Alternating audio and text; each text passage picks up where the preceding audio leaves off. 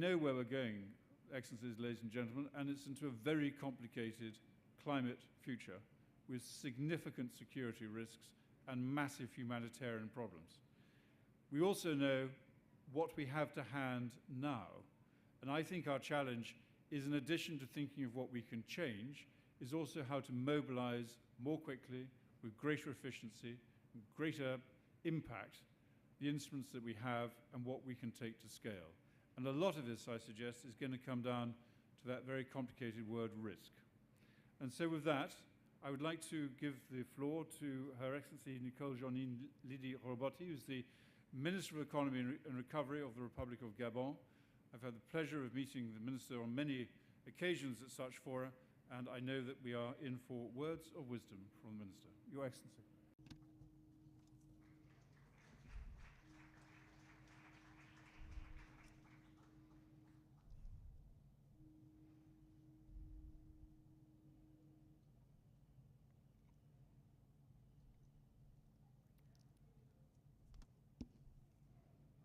She's going to go to the podium. Oh, good Lord. Thank you, and I would already like to say good afternoon to everyone present. Ladies and gentlemen, dear invited guests, I am Madame Nicole Roboti Epozumbu, and I'm the Minister of the Economy and Recovery since 2020. And here I would like to already greet the co-presidency that we're going to have with my colleague, the Minister of the Environment and Energy from Costa Rica, Mr. Franz Capra, who is going to co-preside this session with myself, this very important session on financing that can be innovative in terms of the different mechanisms for financing and how we can optimize the setting up of different innovative methods in order to protect nature, go against climate change, and protect our local populations. So for me, this is very important, and it should put at the heart of the problem here this very important summit, which is the One Forest Summit. I would also like to say to everyone, for those of you who have come, those who are here from Libreville, to say how happy we are to have you all in the room. And to those who have come from afar to Libreville, to welcome to Gabon. And I wish you a good stay here in Gabon. Since 2009, since we have adopted the emerging plan for the economic development in Gabon, we have adopted the idea of sustainable development. So here we have begun, as you know, a transition period to an extractive, from an extractive industry to an economy that is becoming greener and greener. So we're on our way.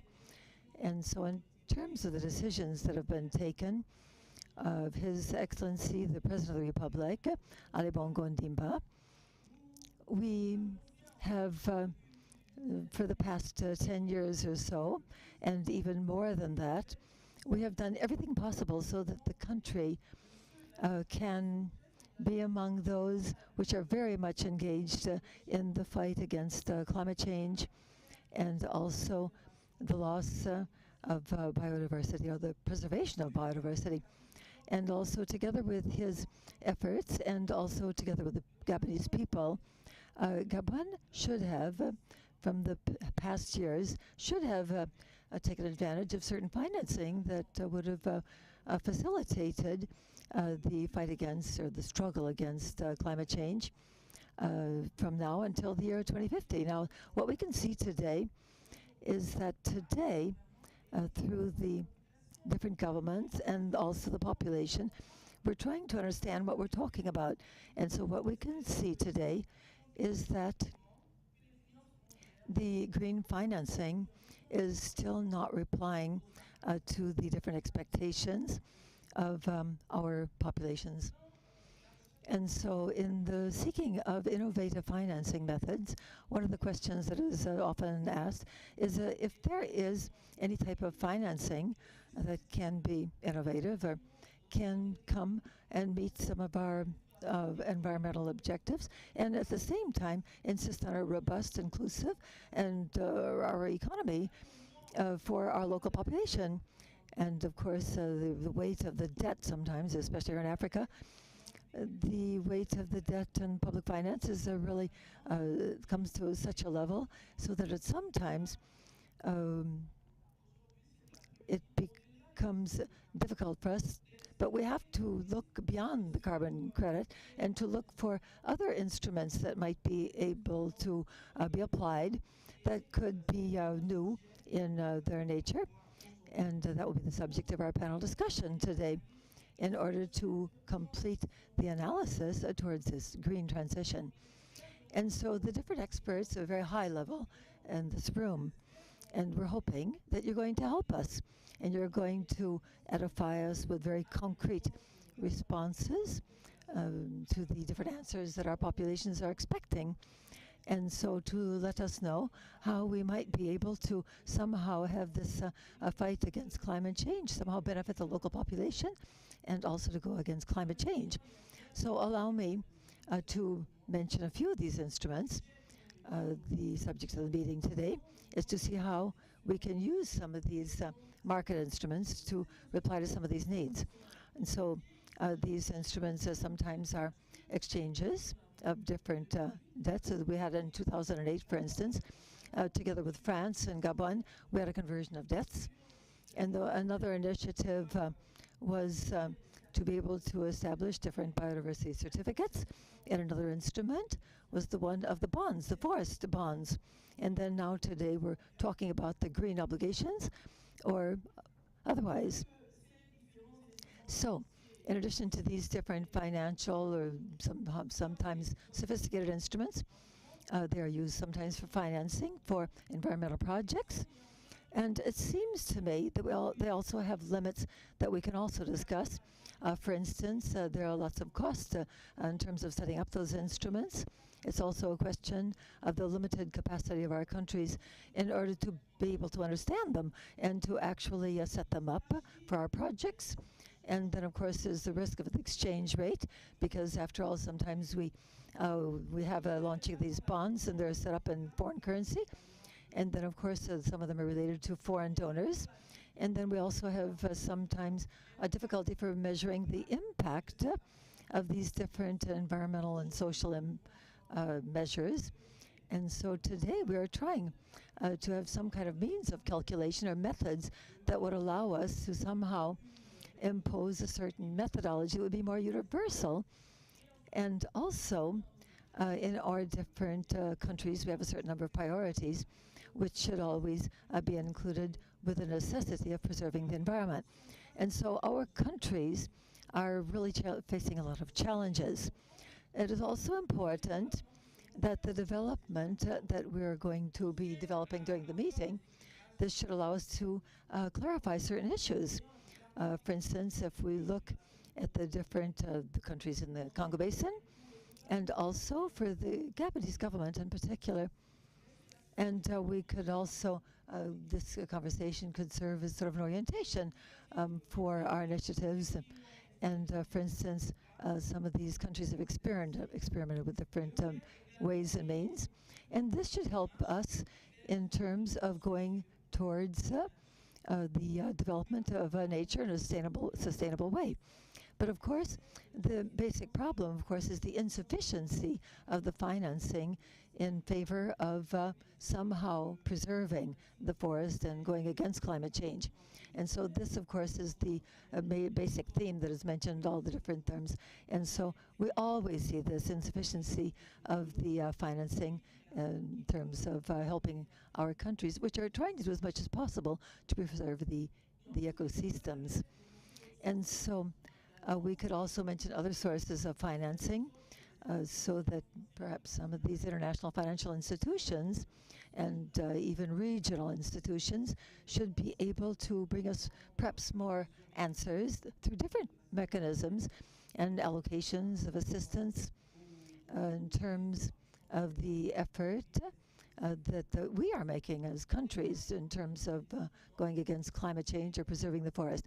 I would also like to mention countries like Gabon are really expecting the definition, a very clear definition of the roadmap that would allow us to be able to carry out concrete actions and to make available resources that are really being expected by our local populations. I can give you a simple example. In our villages today, we have different populations that are coming to the cities from the villages. Why? Because the elephants are destroying their houses and their plantations. And these rural populations are coming to the city for survival. And so this, of course, is a problem. And now I suppose I'm going to give the floor to my colleague who is, before we then listen to the panelists. Thank you.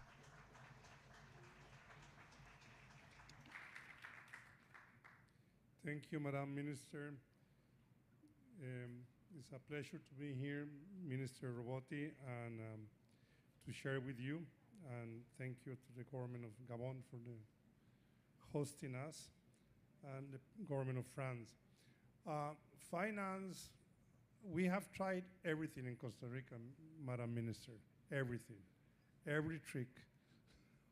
We have taxed fossil fuel, we have changed debt for nature, we have taxed hydroelectric powers for the protection that the forests give to their source. We try to connect the economic values with the protection of forest. But one trick that maybe works is that when we created what I call the first fiscal neutral tax. And it was fiscal neutral because you take it from the people and you give it back to the people. So it did not create more government. It just,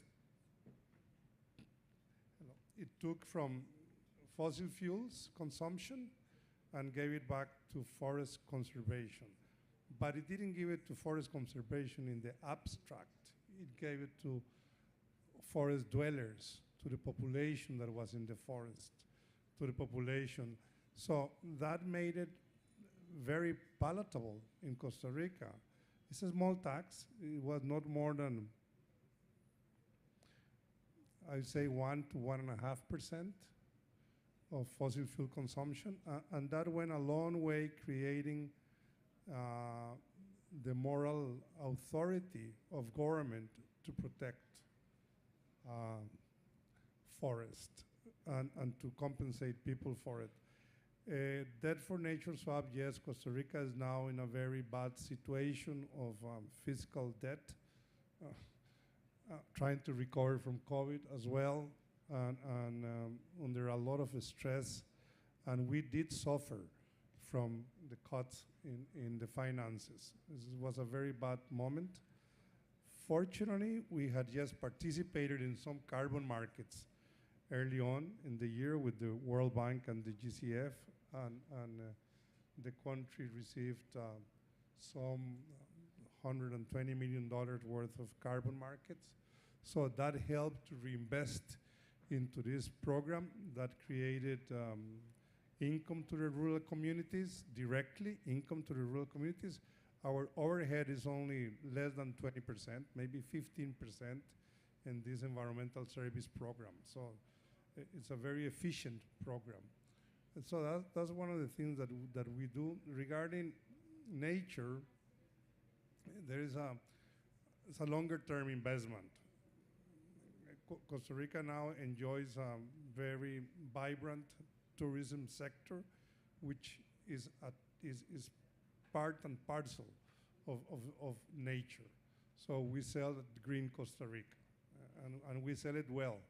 And that's what we are famous. And the tourists have bought this green, and this has created a lot of jobs related to the conservation. So again, giving a lot of partners, or if you wish, supporters of the conservation agenda of the government. The tourist sector is very much in favor of the conservation agenda of the country. So we created these linkages with other sectors of the economy. So as I said, we tried everything.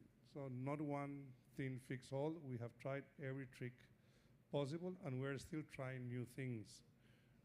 We're now trying to go the route of trade and agriculture, for agriculture, deforestation, zero agriculture, which we have. So we're trying that part. We'll see how it works. It's an important for Costa Rica now to create that linkage between the sector that has to refrain from deforesting and the forest that we want to conserve. So these are the things that we are trying. Is it perceived in Costa Rica as a good program? Yes. It's a very effective program. Each country is different. It depends on the ownership of the forest, who are the stewards of the forest. So this is tricky, but in the case of our country, it worked. We have invested both in national parks and total protection, and in forest in private hands, and in sustainable use of forest. So the three things. We had also a complex forest that was very linked to our clean energy production. In Costa Rica, 100% of the electricity is renewable, and it is so in part because of hydro, which hydro was very associated with our forests, so it linked very much. So, but those are the lessons that we have with finance mechanisms, and I'm very glad that we're trying new things. Thank you. Thank you so much.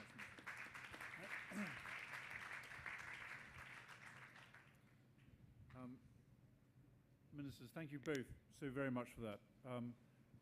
I took, Madam Robotti, from your remarks that the need for, apart from anything else, standardization is absolutely key.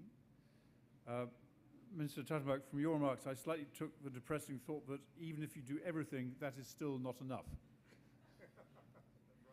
So we are hoping, with this brilliant audience this afternoon and this wonderful panel, that we can extract the missing ingredient to add to that. But I think for us all, we should not only congratulate the great work that Gabon has been doing, which has been showing such leadership, but also for many decades, the work that Costa Rica has done. And Minister, you have been very much the cutting edge of that for more decades than you would probably care to recall. So thank you for what you've done. We're all very much in your debt. As you will see, ladies and gentlemen, we have now been joined by a horde of ministers, which is fantastic. But what we are going to do is to split this panel so we don't just have ministers and then the private sector. So it's going to be a panel in two parts. And I will continue now with Mr. Sanjay Srivastava from the World Bank. And just as he arrived, I was also unkind to him and said I was going to ask him a completely unscripted question too, which is going to not improve his afternoon, I think. But as we all know, the international financial institutions are at the moment under intense scrutiny in terms of their capital adequacy, in terms of the speed of response to the triple crises that we're facing. And some of it is fair, and some of it is quite difficult in the sense that the World Bank and many institutions are doing a very great deal. With your vast experience, Sanjay, I was wondering if, not in any way to put you on the spot about discussing the Bridgetown agenda this afternoon, but are there one or two things that you are doing now which you feel will make a substantial difference this year to the debate to reduce risk and to galvanize investment into not just the SDGs, but specifically integrated landscape approaches that we're discussing this afternoon? Sanjay, please. All right. Thank you. Thank you. And I think, as the earlier panelists said, sometimes the talking points become redundant. So, I guess I would be happy to react generally to the question that you said. So let me make 2 quick points. First is to acknowledge what you mentioned, that the world is indeed in climate crisis. And it is, we have all seen the food crisis, the fertilizer crisis, the energy sector crisis, the climate crisis, and particularly the Africa region has been subjected to a lot of these crises without doing anything, without contributing to any of these. But they are on the receiving end. So clearly we are sitting in Gabon, we are sitting in one of the important countries of Africa, which is actually facing this crisis as we speak. The second point that you said, why is this crisis so severe now for Africa and many developing countries, is also because of the debt situation. Massive debt situation, where on one hand we are saying that in order to address these crises, we need more public financing, we need more capital to come in, and yet the balance sheet of most of these countries are so stressed that we can't really recommend them that they increase or the size of their balance sheet or go out in the market. That debt sustainability or debt carrying capacity is really under serious threat. So what do we do in this crisis? I think the 2 points that you asked me to say in terms of the thinking at the bank, the way we are thinking right now to address. First is recognizing for everyone is that public financing is not going to be sufficient to address this climate crisis. We all recognize it, although we think we are one of the largest players, if not the largest player. I mean, just to give you some numbers that, last year we did $75 billion of lending, and out of $35 billion, I'm told that $32 billion portfolio is dedicated to financing climate. 32 billion is a very large number, and approximately $11 billion out of this $32 billion is going to Africa. But do we think that that's enough? Clearly, vastly insufficient. So the critical point remains, as you said, how do we mobilize more financing and cheaper financing for Africa or developing countries? And that is where the criticality is. To mobilize more financing, we definitely need to leverage private sector, and we strongly believe, and IFC, we have colleagues from IFC, a private sector arm, and many other private financiers will tell you, private sector is sitting on almost $1 trillion of money on the balance. And they really don't, they've been talking to us as well as many others. They're saying, please tell us where are the good projects? Where are the good countries where we can actually confidently go and we can invest money? So how do we leverage, and the second point is, how do we leverage our limited public financing that we do in Africa and many other places to create more enabling environment for private sector to come in? If you recognize the session before ours, I think they talk about climate, the carbon financing market. They're saying, okay, you can't, the prices are being set by the buyers rather than the sellers, and although recognizing it is a public good. From the bank point of view, we like to distinguish between climate financing and carbon financing. I think even we like to distinguish between climate financing and development financing. What we need more is not climate financing or carbon financing, we need development financing. You do agriculture, so while we try to bring in green financing, and we'll talk in a minute about what are the tools we are working on, but also financing the existing development finance or greening the existing development finance remains a core challenge. While we have reached a level of 35% of every investment will be climate financing, but it should be no-brainer. I think any investment going into agriculture sector should use climate smart agriculture. Any investment going into water resources should talk about how we can bring in green, resilient, and inclusive development. Similarly, in every sector, whether infrastructure sector or environment sector or social sector, trying to address desertification, all these sectors we're trying to make sure that larger proportions of our investment goes into climate financing or green financing. And that is where we need to go out and really create a better market to attract more commercial capital, not so much on the carbon market. And that is where I think someone made a distinction in the earlier session, and I loved it. They're saying it is not, I mean, sometimes the carbon market does not capture the environmental service or the ecological service that your forest provides. And no one is paying money for that. You're paying money for the additionality for the carbon capture that this forest does, but you don't pay for the ecological service. These forests clean the air and clean the water and avoid the soil erosion. No one is paying for that kind of service. So why don't we sort of create better sense and better assessment and monetize those values?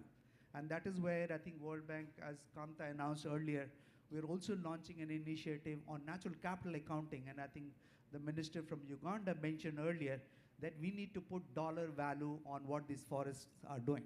If you know the dollar value, then you will also know if you cut this forest and sell this forest and make money, you also know what you're valuing, what you're losing. And that part is equally important to develop capacity. But coming back to the second point in terms of what are the different tools and instruments that we can actually propose, and we've been working on it. Like just few months ago, we actually raised Rhino Bond in South Africa. We actually worked and we raised private sector, we mobilized private sector capital for this. We also raised Blue Bond in Seychelles. We're also working on several green bond opportunities. But you know, when I talk to my treasury colleague, and I'm not a treasury expert, but when I talk to my treasury colleague, they said, you know, all this coloring the bonds, whether you call it green bond and blue bond and all these different colored bonds, is actually simply bonds. You know, why would a private investor pay a premium just because it's a green bond or the blue bond? So it is actually for international communities and international organizations like us, how can we buy down or bring down the cost of borrowing or raising those commercial capital? And that is where we're working harder and harder. And going forward in spring meeting, you will see lots of communication and lots of leadership from the World Bank talking about how can we reduce the risk of borrowing or raising commercial capital. Let me stop. I have more points, but I can come later. Thank you. Sanju, thank you very much indeed. I note your point about $1 trillion. Sorry, very good. I note your point about $1 trillion waiting to be invested. But as you then later said, the problem is, of course, that risk is something of a barrier. So how do we reduce the risk? And having been involved, actually, oddly enough, in the starting with the Seychelles Blue Bond, the key bit which enabled that to work was the guarantee offered by the GF and the World Bank. And that issue of credit enhancement and guarantee structures linked to KPIs which demonstrate transparency and increased resilience is the way perhaps to reduce the risk. But luckily, we have with us Mr. Kevin Kariki from the African Development Bank, who I'm very much hoping with your experience, particularly in what the African Development Bank's been doing on blended finance and capital structures in Africa, will be able to tell us what you think may be able to be done this year which would move the agenda forward on this issue.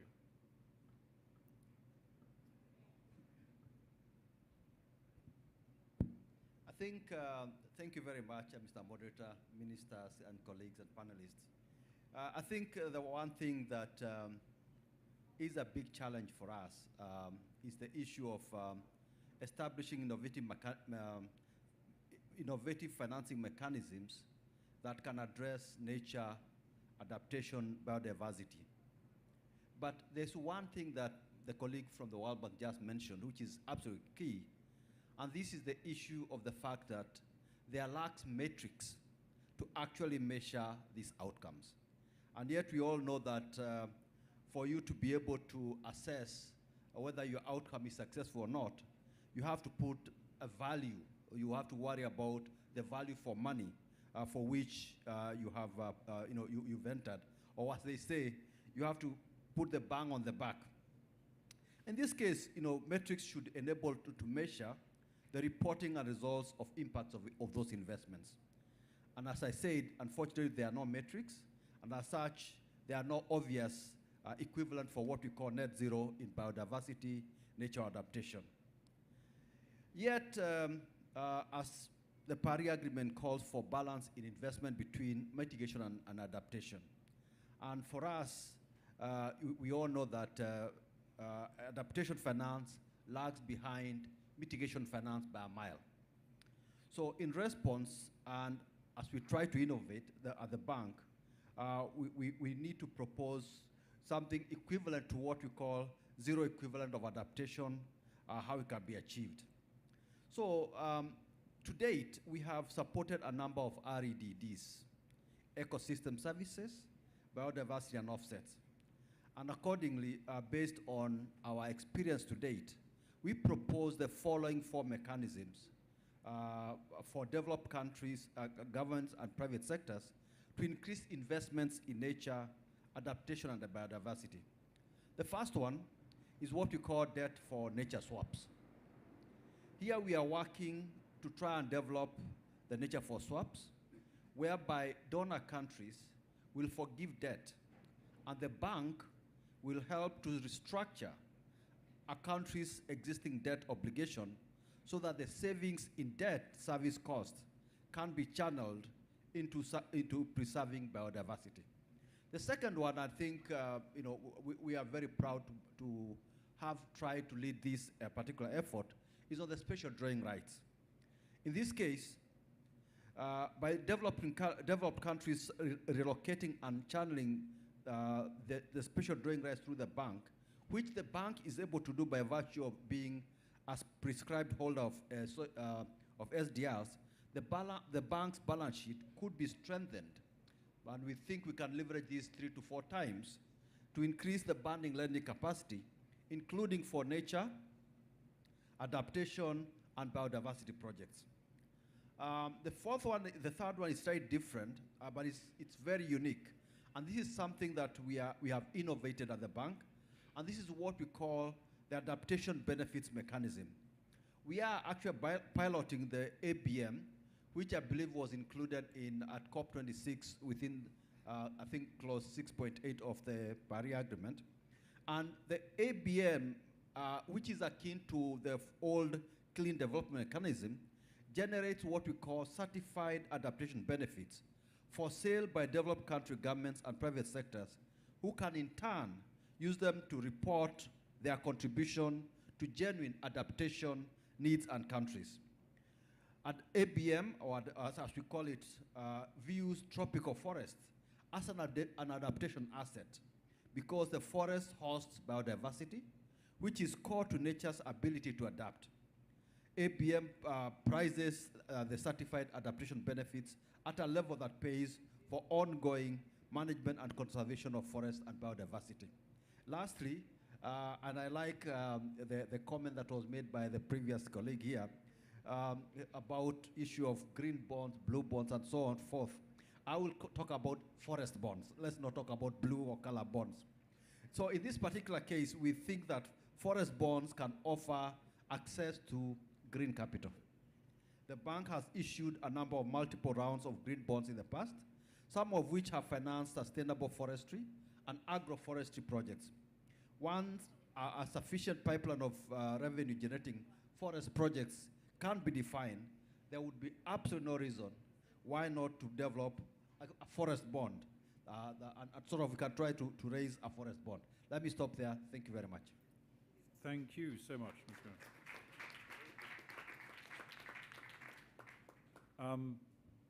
Well, ladies and gentlemen, Mr. Carricker, thank you so much indeed. It's lucky we don't have too much time, otherwise we could spend a very productive and happy 4 hours talking about how to use the SDRs in this way, because that is certainly the topic of the moment, and the spring meetings is going to be very much trawled over. In coming over and talking to a couple of colleagues in the room, we were wondering whether this allocation of SDRs, whether the recycled ones or new ones, could be used as the basis for a guarantee fund, because that would then leverage things significantly more than doing on a project finance basis. But I know it's something probably Simon Zadek will talk to, and one of the key things about whatever type of bond you're issuing is that it is helpful if it's linked to some clear performance indicators, KPIs, around NDCs and BSAPs and biodiversity strategies, so that one can build this level of transparency to build credibility in the market. And I think it'd be interesting to see how the great work that you're doing, both for debt and nature swaps, the SDRs, the ABM, and also forest bonds, the consistency through those instruments and the coherence of how that is linked to KPIs, I think will be something we would all like to hear about more and take forward.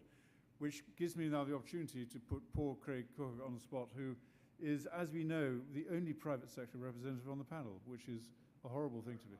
Terrifying. So, Craig, you are in a happy position of putting large sums of money to play and bearing the risk. What would you do? Well, other than have a new job, probably, at this moment? well, there is a problem, and there's a misallocation, I think, of the need and the money, which you've talked about, and a large part of that is perception of the risk. Just quickly, for those of you who don't know, we are the largest asset entity, a private asset manager accredited by the GCF in North America. We manage 2 funds, one land-based, one ocean-based. We're about to do a blue-green bank with Barbados. Sorry, not a forest bank. I don't think they have enough forest. But, and a lot of what we invest in are nature-based assets. I'd say the first comment is, and it's partly dealing with risk, this is development finance. And I think it's one of the climate champion from Abu Dhabi and for the next COP mentioned today, nature for nature is not going to get us there. We have to think about economics, people. You mentioned the elephants being protected. We have to work with local communities. And the way we invest is working with locals. They have to see the value of nature, whether it's food, whether it's agritourism. So I think, and we can then scale it, whether it's in a country or regionally. But it is very much, I think, development finance if we're going to succeed at scale. Not credits, but development finance coupled with protecting nature and where the population sees that and benefits from it. There are certain mechanisms. We have two blended finance models which again, I think is a way to deal with risk and crowding capital. Not enough comes in. We're one of the largest investors in this area and we're woefully small. We do not have a problem with pipeline. There's plenty of pipeline. There's not enough dollars we have to spend, actually. The two models, a classic blend of finance, the Green Climate Fund is both an anchor, subordinated to equity investors, and then we also have significant TA facilities, in one case with IUCN, in the other case, the UN Master Trust, UNDP, UNCDF are our partners. It gives us tremendous advantages in de-risking, both on protecting equity investors, but also in basically doing feasibility studies, capacity building, et cetera. We're big fans of blended finance. We need more of it. I know the AFDB does it. Others do it. I think it's an important aspect. Another part, we're going to hear about the CAFI facility, Central African Forest Initiative. We need multifaceted partnerships. Not all regions are the same. Central Africa is harder than Costa Rica. It's harder than Gabon. The pioneering initiative, which we're part of in developing an equity accelerator, combining debt, guarantees, and equity. And equity, again, is, I think, the missing piece. We hear about all the countries having too much debt and problems. We need to sponsor young entrepreneurs who can build businesses. And I think that's an important aspect of doing that. And I think partnering with, they may be very complex, but we need to put together these multifaceted initiatives where all the pieces can come together. So you'll hear a little about that. I think that's going to be an important part of unlocking nature, where we build an ecosystem at different levels working together strategically. The last comment I'd make, which is one of our pet peeves at Pegasus, working with lots of folks in different areas, is to unlock offtake.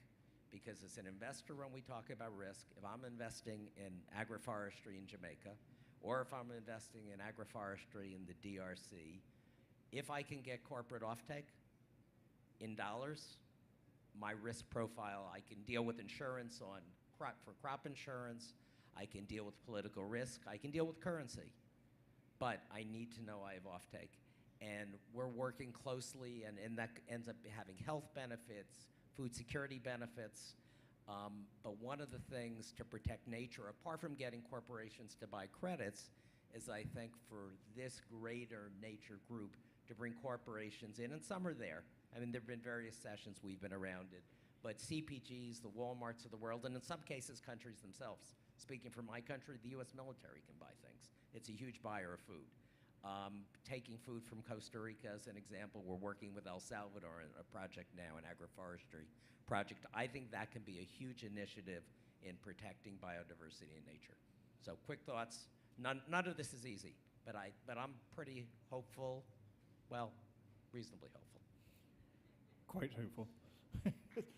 Craig, thank you.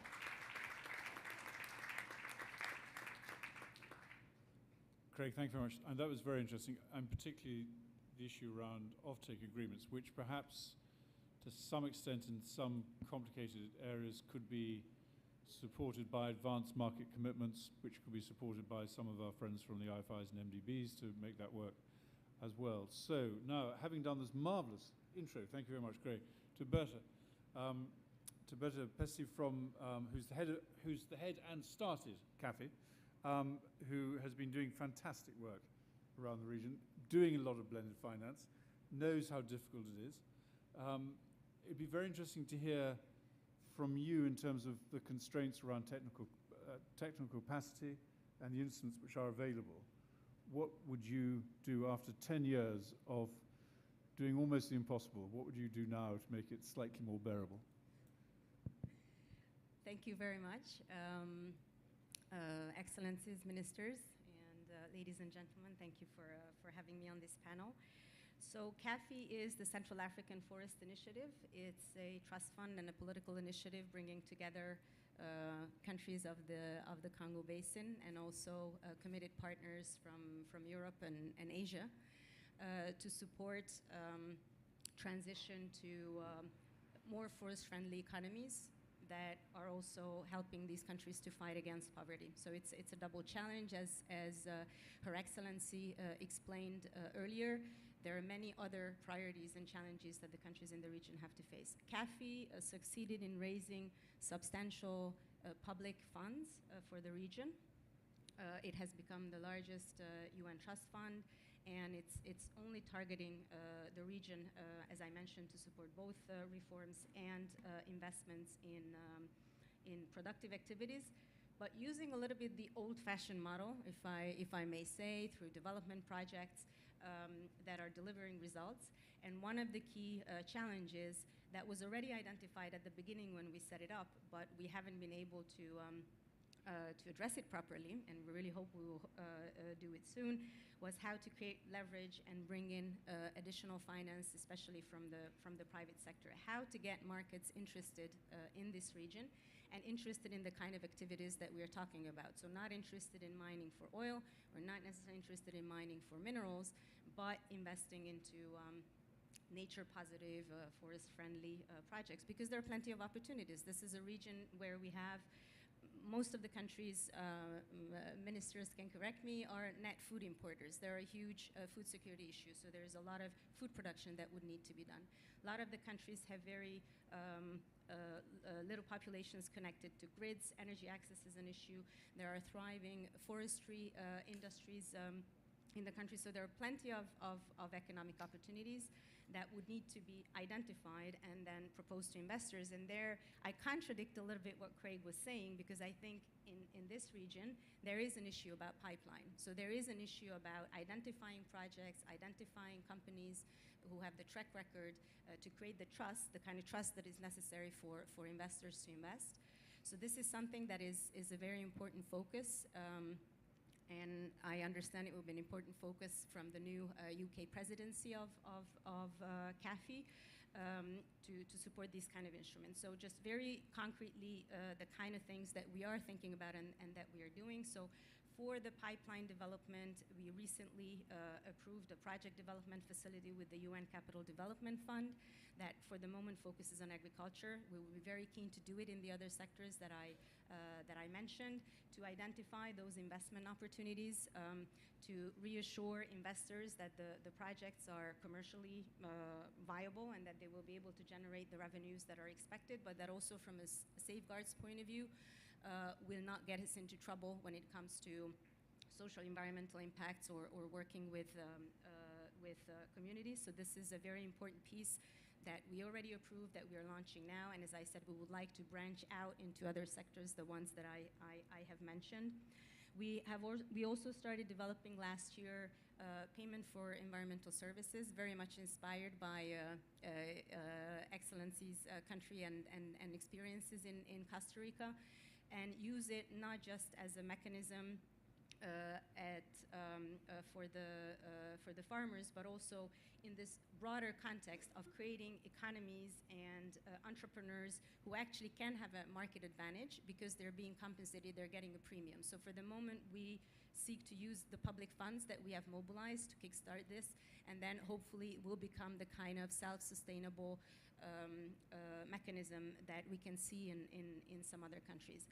And we are bundling all of this together into a forest performance bond whose concept was announced at the last COP by the German Chancellor, where we are looking into identifying additional partners to complete the financial structure. And here the reason why we believe in this is It aggregates finance, so we will be able to tap into the markets at once. We are still thinking about developing it in batches, so as soon as the underlying portfolio, so this pipeline is ready, a big batch is ready, then we can move and issue.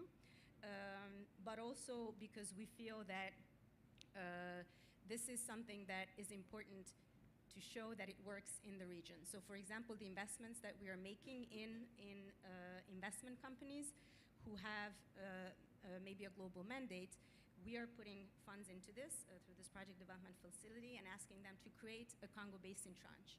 So that tranche is going to be able to respond to the specificities of the region and hopefully crowd in investors and attention. So maybe this is where I would stop. Thank you very much for your attention. Thank you very much. Can I just ask, before you start speaking better, is your forest fund, it's a debt fund or it's an equity fund? How does it operate? Just for clarity here. So our trust fund is very old-fashioned. It's based on public finance, and then it can give out grants, but then we have partners who then themselves can use those grants to lend money to, so it's, they for the moment focus on debt. Okay. Our is, at our level, is just grants. Just grants, okay, brilliant. Thank you so much. Ladies and gentlemen, before moving on, the plan had been to take questions for a little bit now and then go to the second panel. What I'd like to do, with your indulgence, is actually to try and keep to a heroic undertaking to make sure we are on time, which would be a first for today. So we're going to try really hard to keep us on time, and therefore to whiz on to the second bit of the panel, and then if there is time afterwards, then to take questions, if that is convenient for you. We heard earlier on this morning from Her Excellency Alet Sudan Nono, who's the Minister of Environment, Sustainable Development for the Congo Basin. Madam Excellency, you are in an interesting country at an interesting time doing very, very admirable things. And we'd love to hear from you, not so much as what needs to be done, but what you need. Madame. D'abord, je vous dis merci à tous et puis bonsoir. First of all, thank you very much. I know we're running out of time. My country is the Republic of Congo, Brazzaville. So what we have is the Democratic Republic of Congo. We're separated by a river. But I have something particular. I'm the Minister of the Republic of Congo, indeed. But I'm also, for the past 7 years, Minister of Environment in my country. And I also played the role of manager of the technical coordination of 15 countries that are embedded in that ecological link, which is called the Congo Basin. We are pretty much organized. We have what we call a climate commission of the Congo Basin. It is an institution from the African Union. And that commission has 3 in the 55 African countries. So there's one for islands, there's another one for the Sahel region, and the Climate Commission of the Congo Basin. So all the 3 work at the sub-regional level of the African Union Commission. So since the COP22 of Marrakesh, we've been able to achieve 2 main things with E1, which is an international firm for finance, together with the National Program for Development, the UN Program of Development, UNDP. We have a trust fund known as the Blue Fund for the Congo Basin. We also have a pipeline of projects, pretty much innovative. They come from what we call NDCs, National Determined Contributions, and they comply with the Paris Agreement. So this is an innovative approach. 254 projects today, so the pipeline is still open. We have projects with the sustainability aspect. We also have a multinational bank, multilateral rather. We have a multilateral bank that hosts the funds. And we don't just host the fund, we do manage the trust fund known as the Blue Fund. And we are also able to mature the funds for partners. So it is not governments that negotiate with partners, but it is that bank that interact with partners. So this is something pretty much innovative. In addition to that, we have projects from 15 countries located in the Congo Basin, and I can see my brother Lee. Various countries have shared the project for the green and the blue economy for all sectors. But what is also very innovative is that these are projects from NGOs, from the private sector. So it is something pretty much new. So today we can't say that we don't know who we are or what we want and to what we want to achieve. Because we are aware that country only has 4% of world emissions. We are aware of that.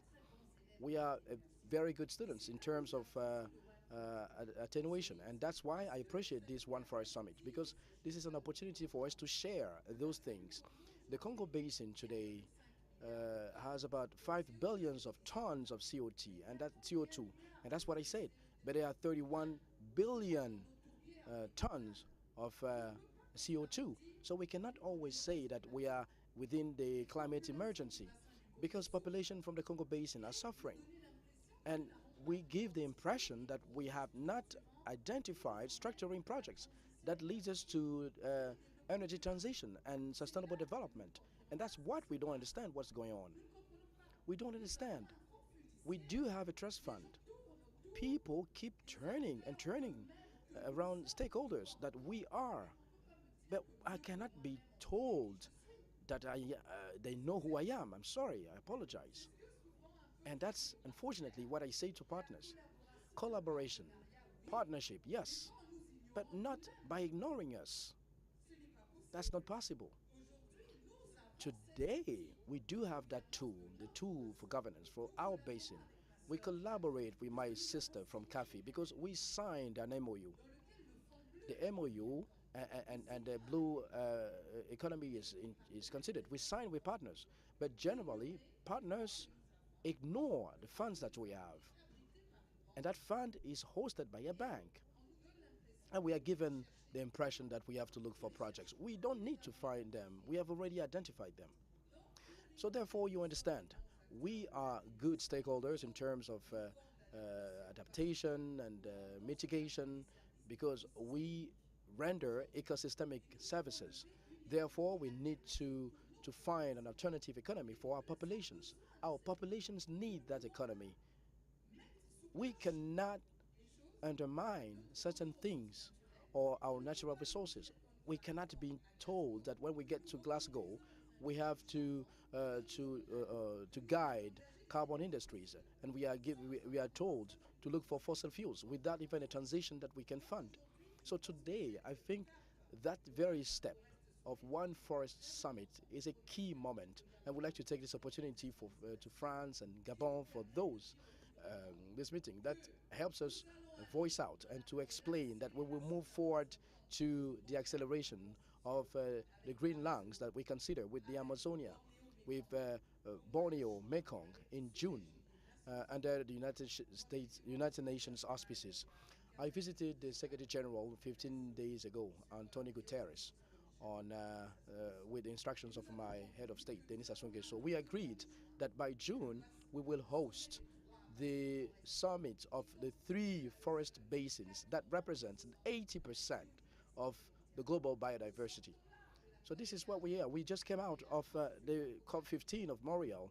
I'm the focal point for diversity of my country, but under the National Authority of Climate. So I speak with passion, a lot of passion, because it's been 7 years that I accumulate COPs. I've been accumulating those summits and others, and I still can't see how things are moving fast. Look at mobilization regarding COVID. So much billions, but there are contradictions. When we want to mobilize funds, we can do that. Therefore, in Libreville, let's not just expect to have results with scientists, because scientists bring us something. Skeptical to climate have understood because we have flooding, but we also have problem with agriculture, with seasons that change, with cycles. There's so many problems. We have the youth, we have insecurity in the area, in the basin. We have migration challenges of biodiversity, of fauna. Even animals are leaving their habitats. So I would like to conclude by saying that we are condemned to work together. There are no two planets in this world. We have only one. So our friends from the north would understand that we do not pollute and we do not give lessons. But today we have the tools, and we are just asking for a rebalancing in terms of funding. We cannot only carry 5% of green fund. That's not possible. The Congo Basin is the second largest river, the Congo River, after the Amazonia. So these are astronomical numbers.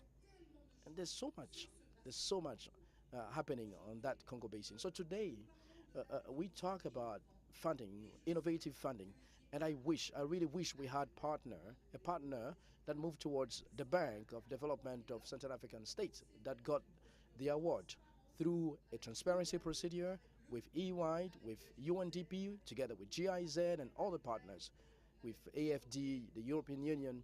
So we are spotless in terms of the 15 countries procedures. I don't like to bring the discussion to just one country as Congo.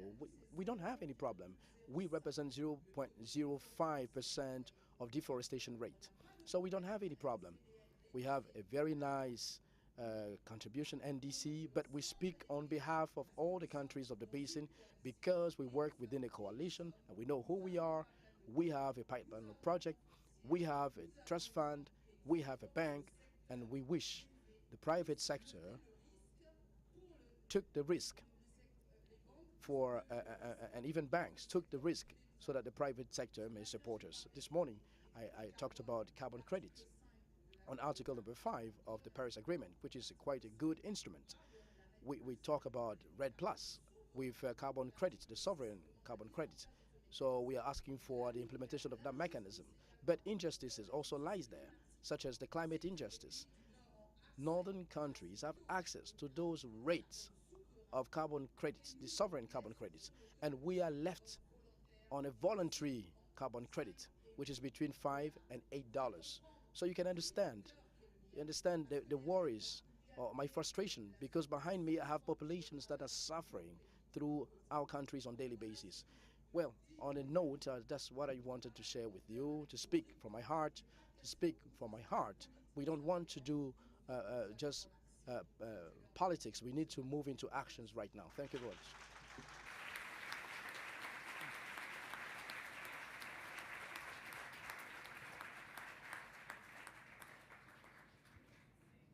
Well, Madame la Ministre, thank you so much. Je vous remercie pour votre parole. C'est superb. And you had by far the largest applause today. So you have hit a very, very sensitive spot. You also highlighted, I think, very clearly the tragic gap between the snail-like pace of negotiations and the implementation of commitments and the rapidly increasing defenestration of people, the deterioration of biodiversity and the collapse of our ecosystems. And we do have a duty to find a way of bridging those two things. As you have said, Minister, it falls across so many different aspects of development and politics and finance and health, for instance. Finding a way to bridge these things is so important, which is why I think some of those issues around standardization across instruments, across treaties are so important, but also perhaps most importantly across financial instruments, so we're not endlessly reinventing the wheel. We've been talking a lot about resilience, ladies and gentlemen. It's a great pleasure now for me to introduce Lord Zach Goldsmith, who is the living, walking example of resilience.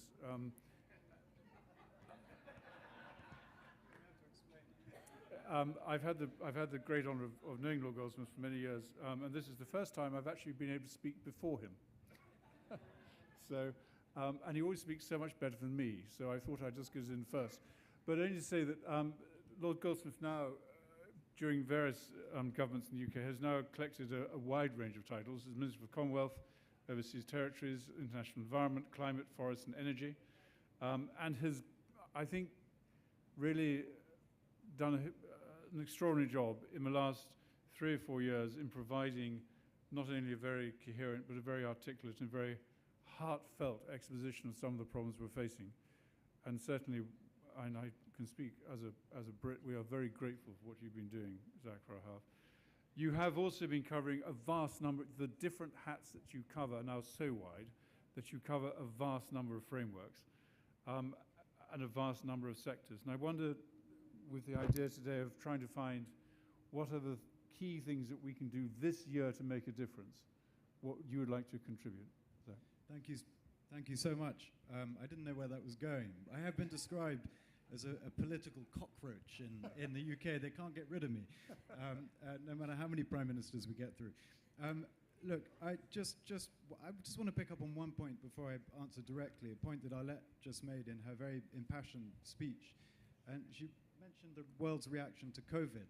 And I think it is worth just reflecting on the fact that we effectively closed down the global economy in our response to COVID. We poured hundreds and hundreds and hundreds of billions, perhaps in the trillions, into combating this pandemic. And the reality is that the threat that COVID posed is nothing compared to the threat we all face through degrading the natural world on which each and every one of us depends. So it is worth just putting it in context. We know that when the world wants to react, it can react, because we've seen it. But we have not yet seen that reaction to this threat that we're talking about today. So we have now the framework. We have the global framework that we need. We have the Paris 1.5 degrees, COP26. We brought nature into that discussion about climate change. We had the Glasgow Leaders Declaration, which was a commitment to halt and reverse deforestation this decade. We had in Montreal what people wanted to see, which was a Paris moment for nature, and I think we did secure a Paris moment for nature. So we have the framework, which in theory, on paper, puts us in a direction where we are nature positive and where we're net zero, which fundamentally is where we need to be. The reality, though, is that at the moment, that exists on paper. It's a paper commitment that countries around the world have signed up to, and our job is to make it real. And the question of what can we do this year, in the run-up to COP28, in which I personally have huge confidence. I think the UAE is going to do a superb job. I think they're throwing themselves at the task, and I have really high hopes. I'm just going to make 3 points in terms of what we can do this year, and they build on some of the things we've already heard. The first is to make better use of the international financial institutions. Now, we often talk about the money that's needed to get through this transition, particularly in the context of nature. And the figures are gigantic, and they're terrifying. But a lot of that is not new money. We don't need to come up with hundreds of billions of pounds of new money to resolve the nature crisis. We need to make better use of existing finance. And the multilateral system has a lot of money flowing through it, huge amounts, hundreds of billions, trillions. And my view is that this year, I would like to see, and I imagine the UK to be in a key position here as one of the main investors in and shareholders of that system. I would like us to be much more bullish, much more aggressive, much more demanding of the multilateral system to ensure that more finance is available to get us through this transition, climate and nature, but that money is also more accessible. I've never had a meeting with a climate vulnerable country or a small island state where the first thing on the agenda is access to finance. And that's true of the big organizations like the World Bank. It's true even of the smaller organizations. I think that Jeff has done an incredible job responding to this cry for more and better access to finance, but I don't think that is true of the multilateral system generally. So I think there is something we can do as shareholders there, and I think we can work with the recipients as well to ensure that we move in the right direction and free up some of that existing finance so that it's part of the solution, not the problem. We heard from the World Bank, and I loved actually hearing what you had to say, and I'm allowed to say we're excited by the fact that there's going to be a new boss in the World Bank very shortly, who I hope will embrace the agenda as you just articulated it, because you articulated it perfectly. But you're right to say this is not about nature finance, climate finance, development finance. Where we need to get to, and fast, not just talk about it, is to ensure that every penny that is invested solves all those issues. To do development in a way that costs future generations in terms of degrading their environment is not proper development. To development in a way that adds to the problem that future generations are going to have to deal with in terms of carbon emissions is not proper development. Everything must be guided through and seen through that lens of bringing together this triple crisis, responding to that triple crisis. And that's particularly true of the multilateral system, in my view. The second thing is that we're all, well, the ministers here at least are environment ministers, and most of the people at this conference are environment ministers. But the people who write the rules, the people who are fundamentally going to be shifting whole systems in such a way that the market can recognize the value of the natural world on which we depend and the cost of degrading that natural world, is not going to be environment ministers, it's finance ministers. It's going to be the regulators, the central banks. And we do need rapidly, and I hope this too can be reflected in what is agreed and also who attends COP28. We need to see that our finance ministers, our central banks, not just talking about, but beginning the process of writing the rules in such a way that reality is reflected in the markets. We heard from Lee White at lunch earlier. He gave the example. I'm not going to repeat his example. It was quite a long example, and I realize we're going to run out of time. But any one of us can think of examples of critically important ecosystems or functions provided by nature to which the market applies and attaches no value whatsoever. Forests are worth more dead than alive today by a factor of about 40 to 1 still. Unless the rules are written in such a way that that changes, it won't change, no matter how enthusiastic environment ministers like myself and Arlette and France and others are. So we need the decision makers who have their hands on the levers to get behind this. And the third thing is the political environment. The political environment is more open, I think, to new ideas and big initiatives today than it has ever been, certainly in my lifetime, in my memory.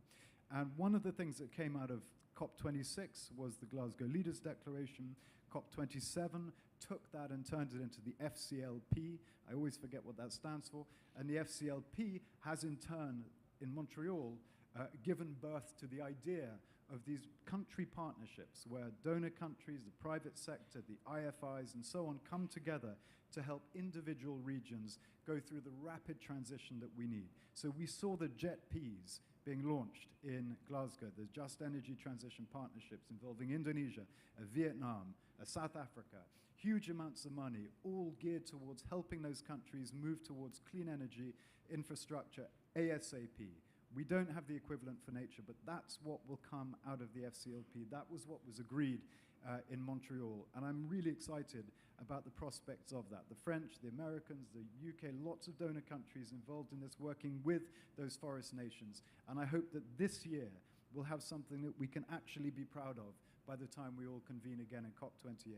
Active, working, functioning country partnerships, call them FLIPs or PCPs, we're still debating the names, but something to show that the world is serious about helping those key biomes, and the countries that govern those biomes are in a position to be able to do so. And then the very, very, very last thing, which is, I said 3, but there's 4, and that is high integrity markets. And I know others have talked about it already, and others will talk about it in future sessions.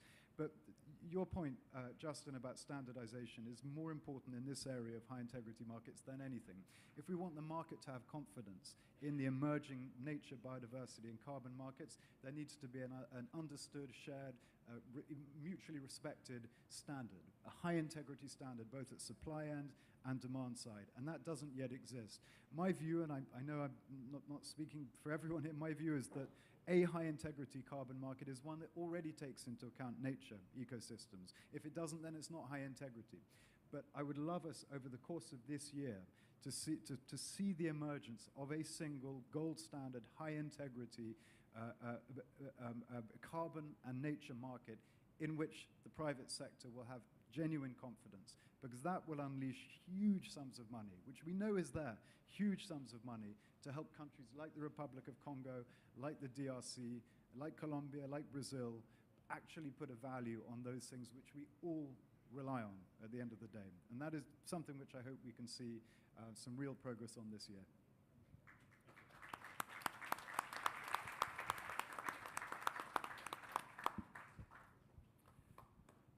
Thank you so much, Zach. And also, I mean, apart from anything else, and I know from other conversations, the cooperation between the UK and France on the FLIPs and the PCPs is superb, and really, we hope will lead to great things, and also the US. And having done a couple of these things previously before, the great trick is to find the interlocutor in the countries with whom we're speaking, which can also respond in such an integrated way, which speaks, Madam, to your point, of how we find a way of supporting countries' ability to respond to the complexity that we're facing, so they're not overwhelmed. Thank you so much, Lord Goldsmith, for your very helpful intervention. I'd now like to, because I know, Mafalda, you have to go. I'd love to ask Mafalda Duarte, who's the CEO of the another CIF, the Climate Investment Fund, which has been doing extraordinary work for the last 8-10 years now. Mafalda not only has grown this fund sort of with enormous energy in multi-different sectors, but also has, to Lord Goldsmith's point, either the benefit or the slight disadvantage of having many stakeholders to work with.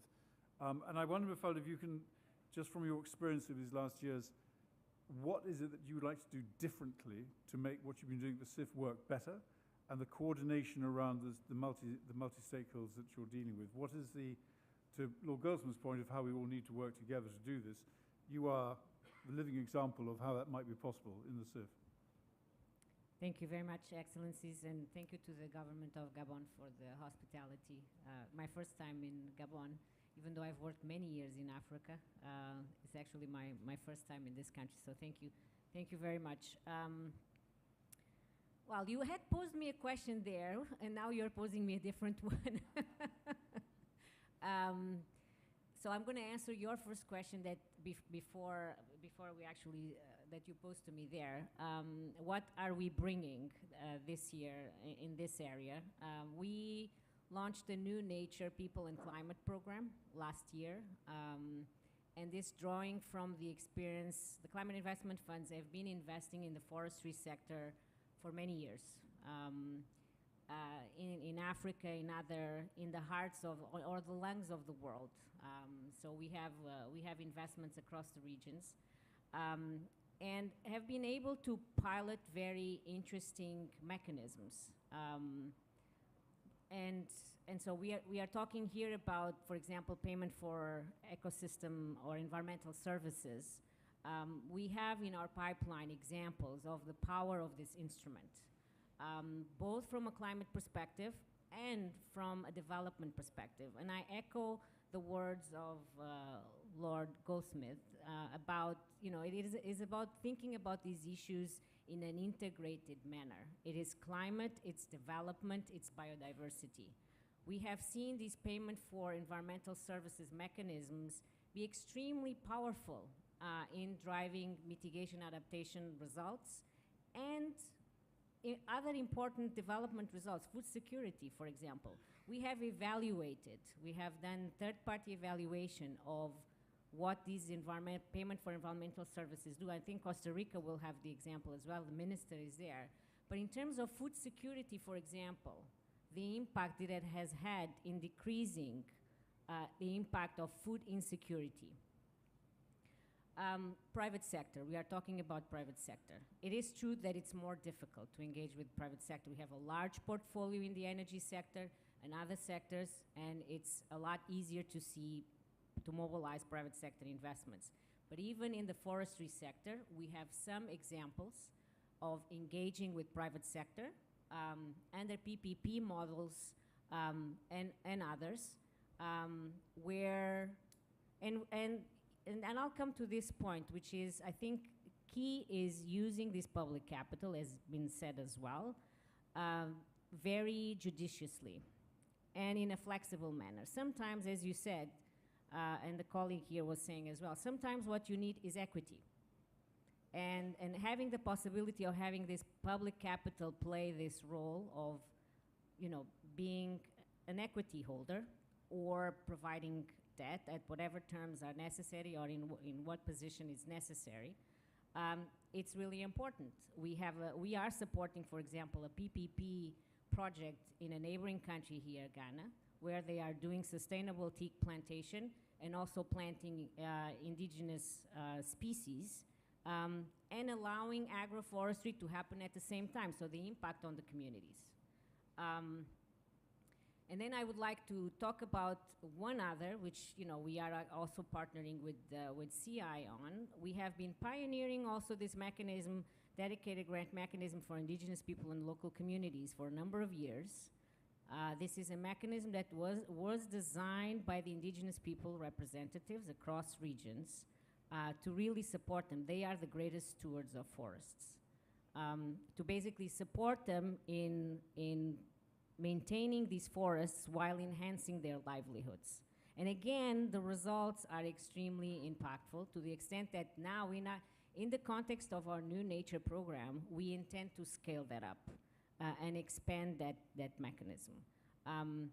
So we have these, in our portfolio, and it's not a small portfolio. We are working in more than 20 countries. We are driving sustainable forest management in 46 million hectares and supporting more than 2 million people in terms of livelihoods. And we are seeing, different approaches, working with public sector, with private sector, directly with indigenous people and local communities that are bringing about these climate and development results and benefits. We need to scale this up.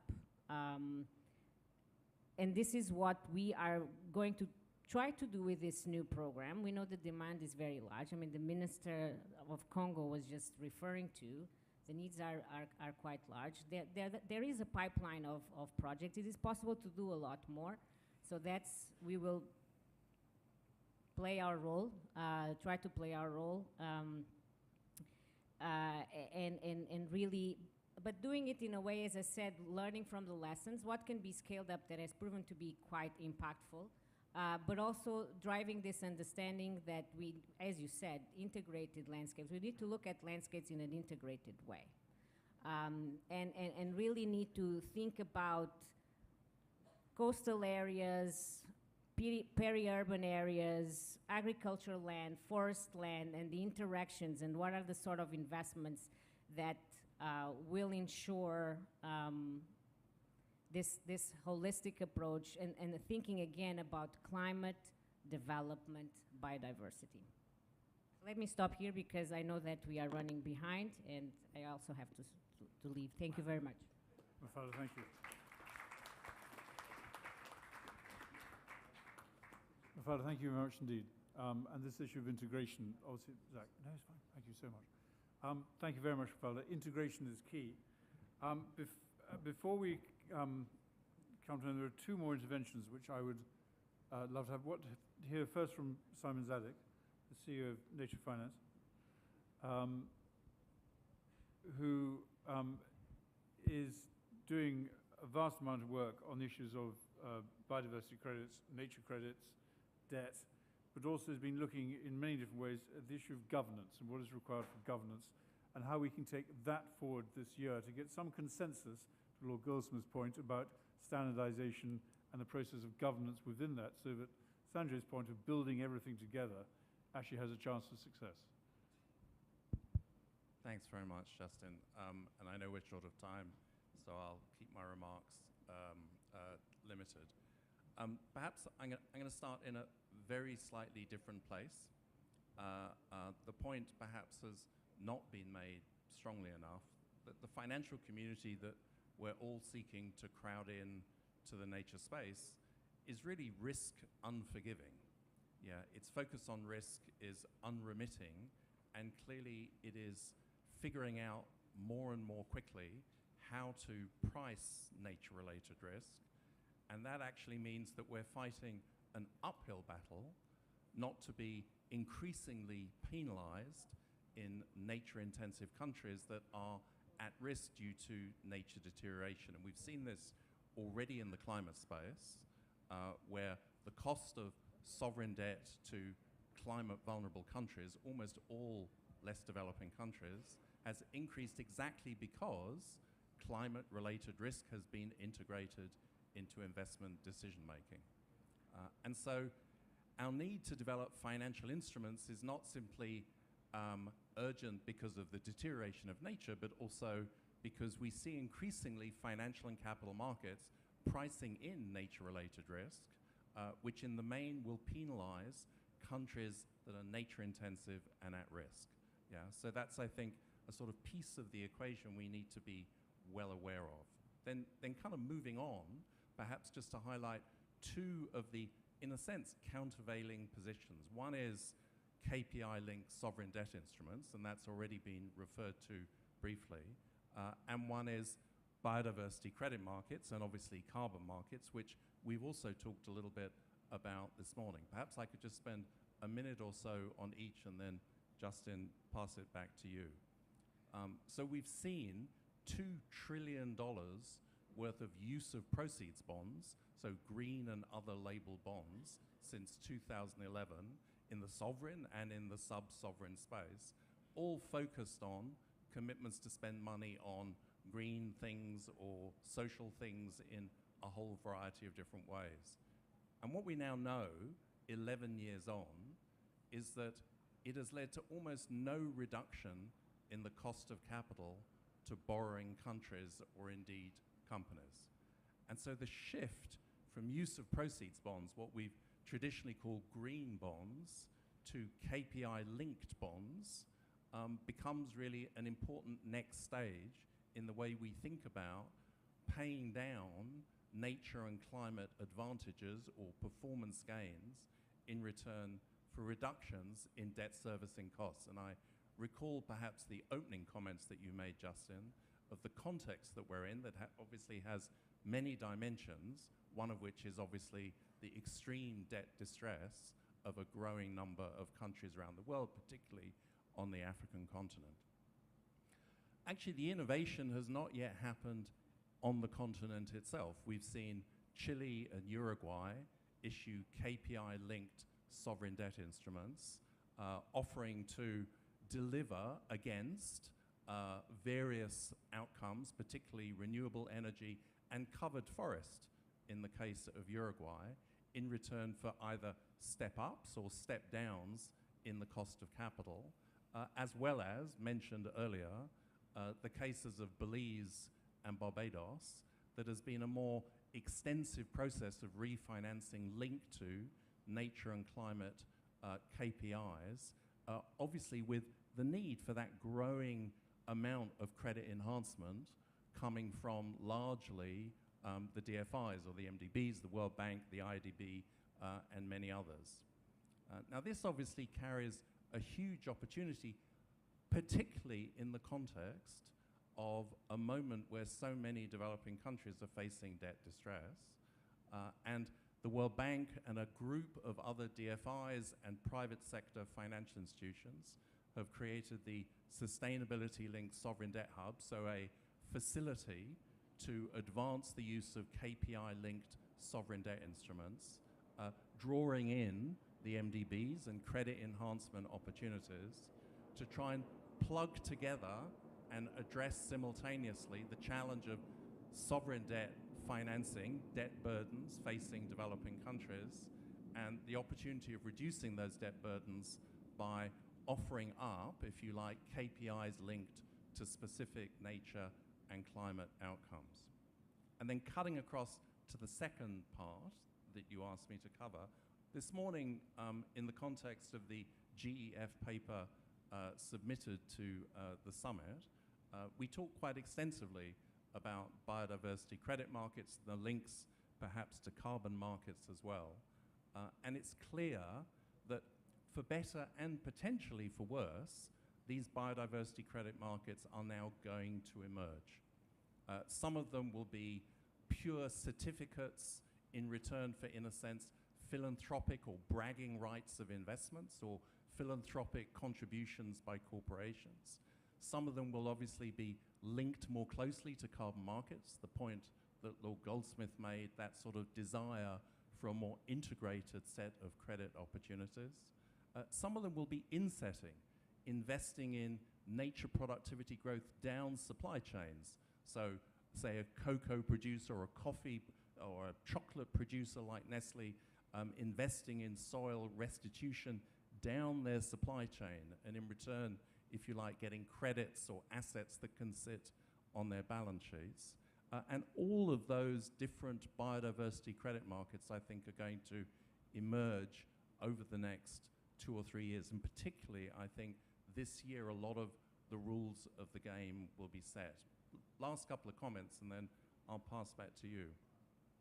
In the previous session that some of us were in, there was some really very powerful statements from environment ministers from several African countries. And if I was to dangerously summarize them into one point, and of course there were many points that were made, it was simply that the price of these credits is inadequate. And we know in the case of voluntary carbon markets, one may be earning $4 or $5 a ton in Costa Rica, while they're being traded at $105 a ton in Brussels or London or New York or elsewhere. And I think that kind of leans us towards not only thinking of, if you like, market-based solutions or public financing solutions, but thinking much more seriously about setting price floors at scale. And certainly, insofar as Lord Goldsmith's vision of a more integrated set of carbon and biodiversity credit markets is a practical reality, and insofar as some of them may be compliance markets, some of them voluntary, and some of them connected, it seems to me that a message out of this summit that we should be reporting back to the plenary and taking forward in any future design work is the need to bring price floors more firmly into these biodiversity and carbon credit markets going forward. So with that, Justin, thank you. I'll pass back to you. Thank you, Simon.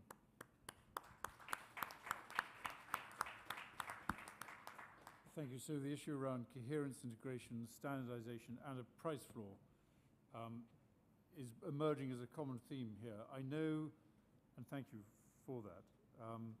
Just before we pass over to probably the worst job of the afternoon, our rapporteur, who's going to summarize in a few short sentences, we have with us the president of the Development Bank for the Central African States, Monsieur Dudone Evu Meku.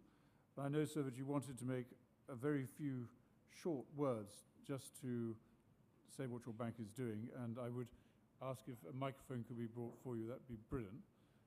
But also to recognize that we are now very short of time, sir. So I'm sorry to reduce your presentation to, if I may, just a couple of minutes to say what the bank is doing and how you can go forward. That would be very kind. Thank you. Merci, mesdames, messieurs. Well, thank you, ladies and gentlemen, dear panelists. Maybe I should start by introducing myself.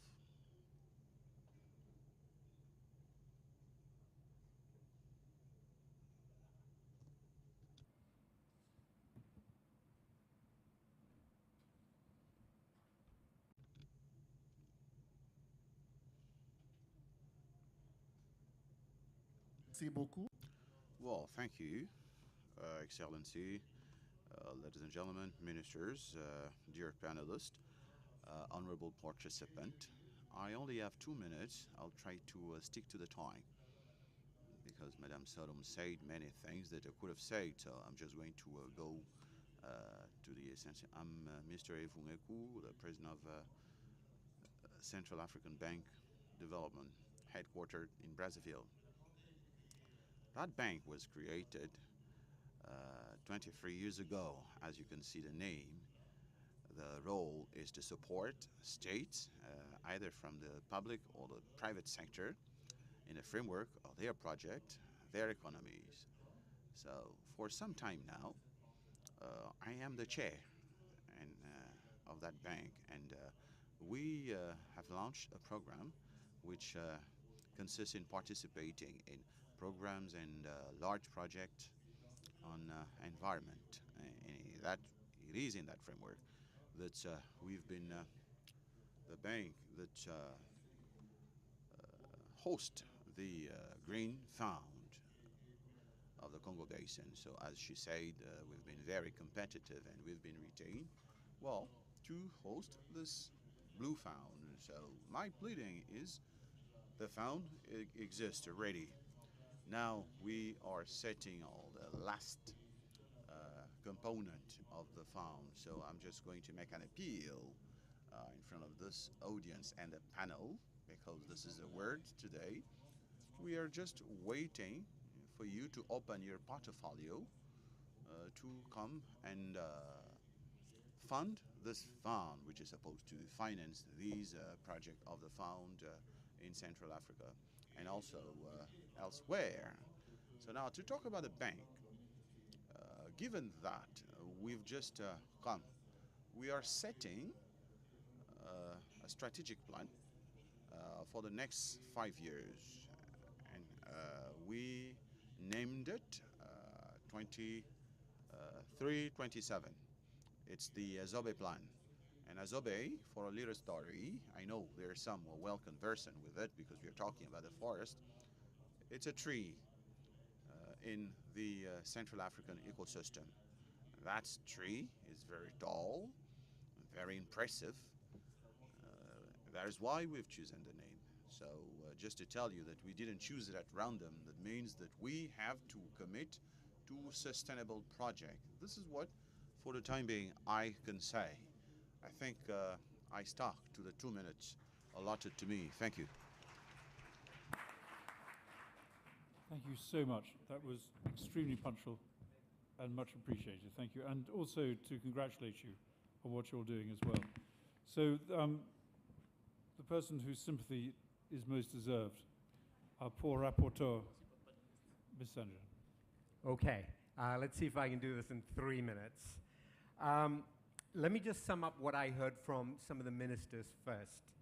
There is a huge gap between what we expect and what is reality.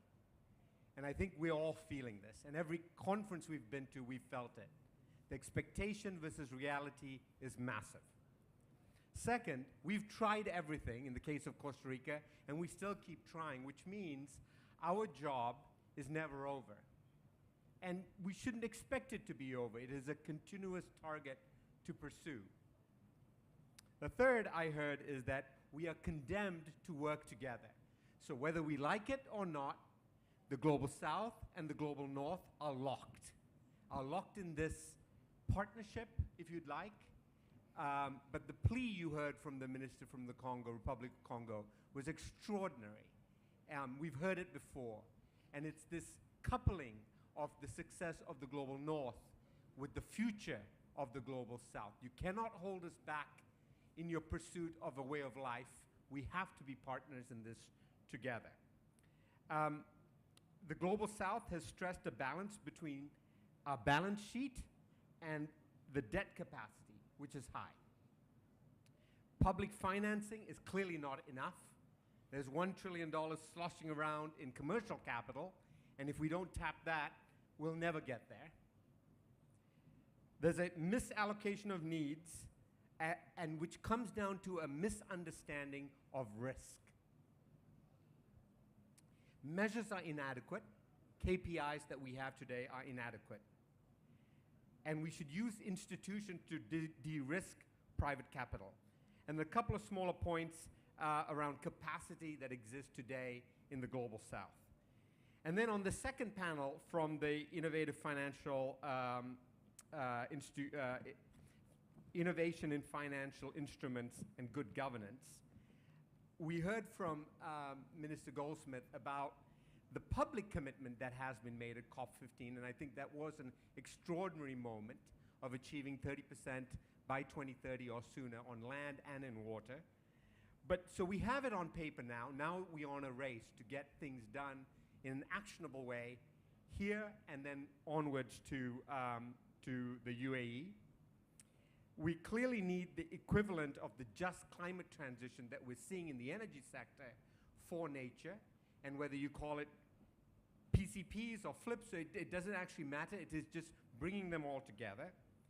And then we clearly need a high integrity market, because without that, there will be the risk for private capital to go in here is going to be low.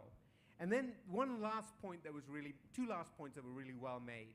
The first is there are institutions today that currently exist that we should be using better. World Bank is one such institution, but there are many institutions, including regional banks like you mentioned in Central Africa, that are ready, and we should not also always create something new, but also use what we have and use it better. And finally, what Mafalda talked about, which is the indigenous peoples and the DGM, the direct grant mechanism for indigenous peoples. So she was the only person, I think, on the panel to really emphasize the need for creating funding mechanisms that can actually be used by communities and peoples who are on the front line of conservation. So for me, the big words I heard mismatch between what we have and what we need. How do we drive commercial capital into this? And we got to do it now. How do we de-risk and use what already exists? And then my final point, my only intervention and appeal to this is, we use the word innovation. It's all over this session. But many of the instruments that folks talked about on this panel, they're not innovations. They've been around for a long time. Debt for nature swaps, 30 years. The first debt for nature swap was done 30 years ago in Bolivia. And you said it beautifully, Sanjay. It doesn't matter what color the bond is. It's still a bond. So these instruments, yes, they're innovative. They're not that innovative. Our challenge is scaling. Thank you. Thank you so much.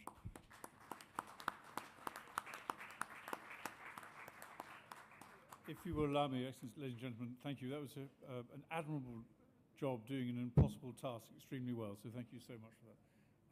If I may be allowed two quick words as last words. The first is that despite the litany of things we're not doing well that you have just mentioned, which was a very accurate reflection, there are things that we can do now quickly. And I would have thought one of them is this issue of standardization around the different treaties, different commitments, the different instruments, and also the way which is going on but just needs to accelerate to give market confidence and also to provide the opportunity for private sector investment to flow.